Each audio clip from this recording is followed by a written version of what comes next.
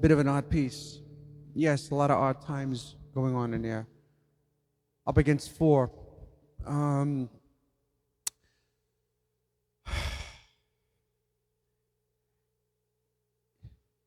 I was told this one time, and a lot of people, I've heard a lot of guys say, to really be a good musician on any instrument, you have to be a composer. You have to be able to think of the art of composition, not just blast out a bunch of notes, not just a bunch of sounds to cover up, to cover up noise, to cover up stuff that's rhythmically incorrect. So you have to be able to do it all. I'm doing all this with a bass. I'm using some various effects, like drives mixed with choruses and tremolos, etc., and whatnot, just to break up the frequencies a little bit. But yet, there's still you always have to remember there's one. It doesn't matter what timing you're in. If you're in, a 7/8, 13/16, whatever,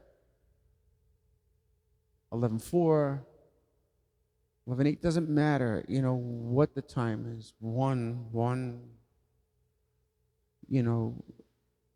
Always knowing where one is important.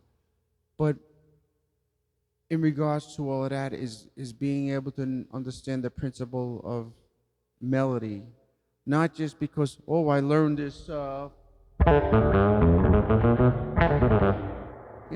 then I'm going to put it into everything. So take a riff like this. Look, if the chord is going like this, listen.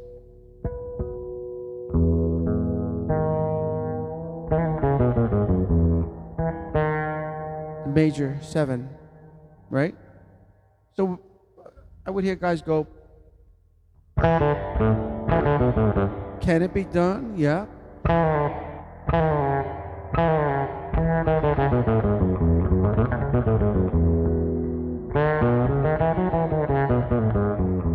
So like, if you're gonna do a fill,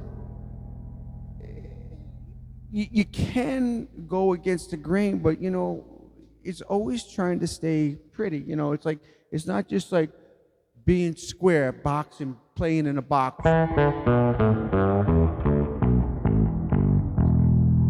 Of course that has its place, but if I have a pretty chord, yeah, it's like a C major 7.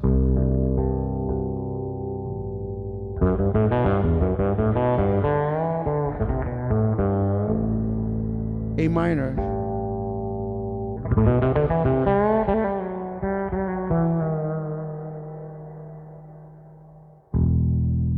Now you got your E.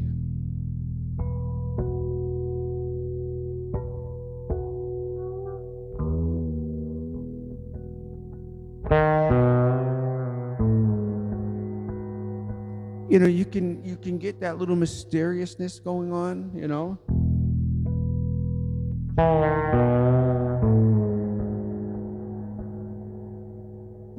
Now my A is a 7.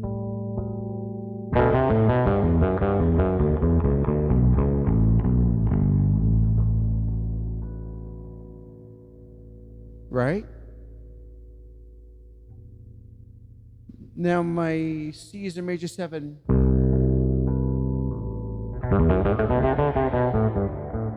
What's next to this?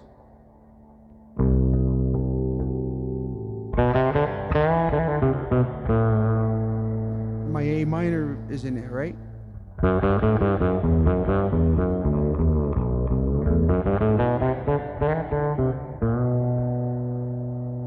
Playing things relative is safe. But then again, we can get out of the box. Remember what I was telling you yesterday? Watch.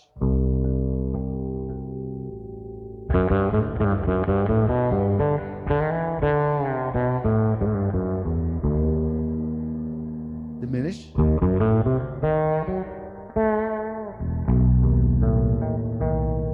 B7, right? So that was an E flat diminish.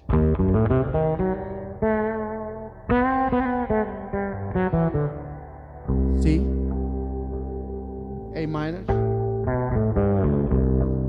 That C can be, so I can play the C. So if I have the A minor going, I can play around on the C major just to be safe, and I got the C major going. I can play around on the A minor because that's the sixth.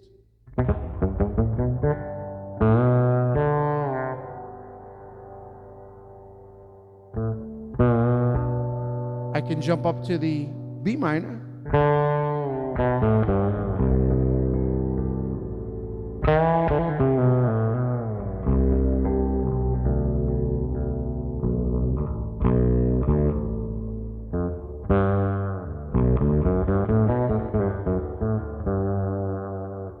You know, understanding where to hit it.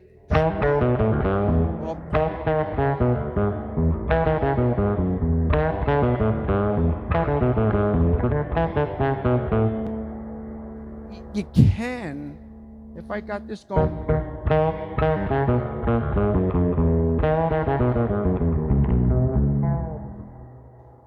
Playing first, but still yet playing pretty.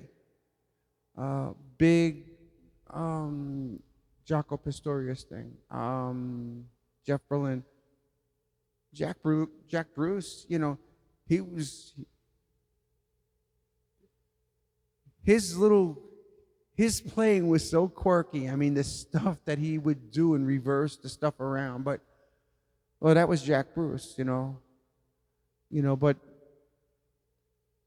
forget about all of that right now. It's just like, but think like always think as you are the writer of the piece of music. You know, I used to get yelled at all the time. Hey, you're playing to me. Yeah.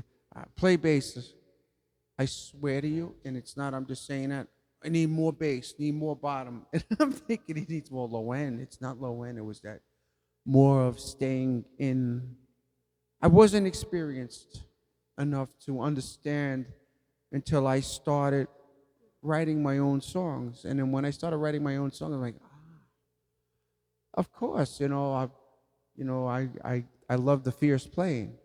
But even at that, in the jams, and in all those years of doing those jamming and stuff like that, I mean, you're at a thing where it's like this tension, and then all of a sudden the tension is diminished by something melodic, but yet it's heavy.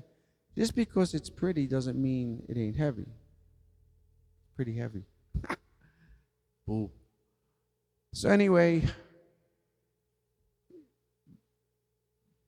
being able to compose, being a composer will enlighten your soloing skills. So that's the message.